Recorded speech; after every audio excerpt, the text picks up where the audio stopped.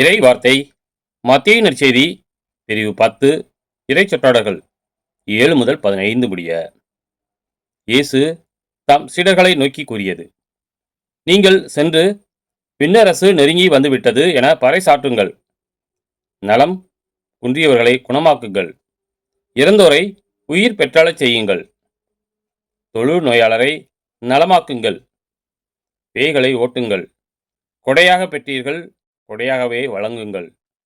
பொன், வெள்ளி, செப்புக்காசு எதையும் உங்கள் இடைக்கச்சைகளில் வைத்துக்கொள்ள வேண்டாம். பயணத்திற்காக பையோ, 2 அங்கிகளோ, மிதியடிகளோ, கைத்தடியோ எடுத்துக்கொண்டு போக வேண்டாம். ஏனெனில் வேலையால் தம் உணவுக்கு உரிமை உடையவரே.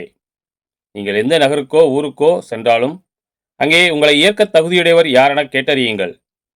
அங்கிருந்து புறப்படும் வரை அவரோடு தங்கியிருங்கள். அந்த வீட்டுக்குள் செல்லும் பொழுது வீட்டாருக்கு வாழ்த்து கூறுங்கள்.